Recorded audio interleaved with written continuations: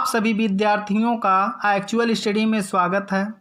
आज हम class 9th के फिजिक्स के चैप्टर 2 के महत्वपूर्ण टॉपिक न्यूटन के गति के नियम के बारे में पढ़ेंगे। तो न्यूटन का जो गति का प्रथम नियम है वह कहता क्या है कि वस्तुओं की गति का वर्णन करने के लिए न्यूटन ने गति के 3 नियम दिए। यानी वस्तुओं की गति का वर्णन करने के लिए न्यूटन ने गति के 3 नियम दिए।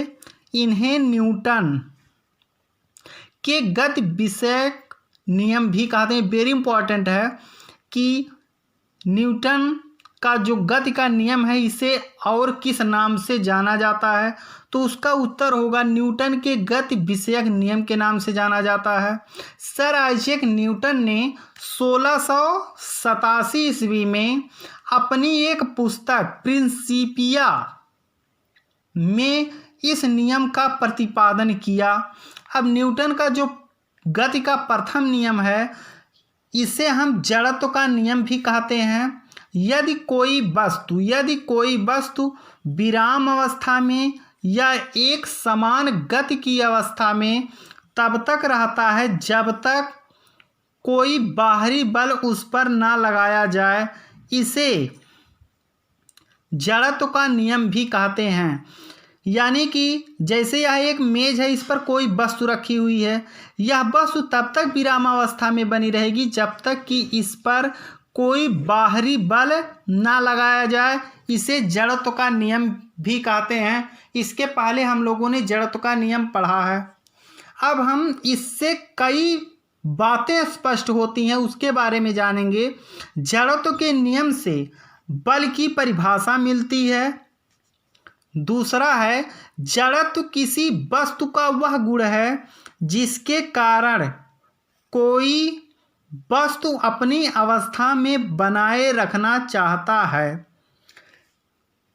तीसरा महत्वपूर्ण बिंदु है किसी वस्तु के जड़त्व का मान उसके द्रव्यमान के समानुपाती होता है।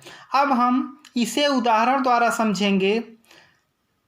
जैसे अचानक ट्रेन के खुलने पर उसमें बैठा व्यक्ति पीछे की ओर झुक जाता है। ऐसा क्यों होता है? यह जड़त्व का नियम या न्यूटन के गति का प्रथम नियम बताता है।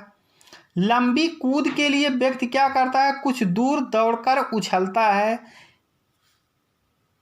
ये इसके प्रमुख उदाहरण हैं। इसके बाद हम न्यूटन के गति का द्वितीय नियम पढ़ेंगे। और जो लोग इस चैनल पर नए हों कृपया सब्सक्राइब कर लें, जिससे कि आप लोग परीक्षा की तैयारी अच्छे से कर सकें। और इसके साथ साथ आप लोगों को बहुत ही आसानी से एक एक टॉपिक का अध्ययन कराया जाएगा। जो लोग इस चैनल पर नए हों सब्सक्राइब कर लें, जिससे कि उन तक नोटिफिकेशन पहुंच सके। धन्यवाद।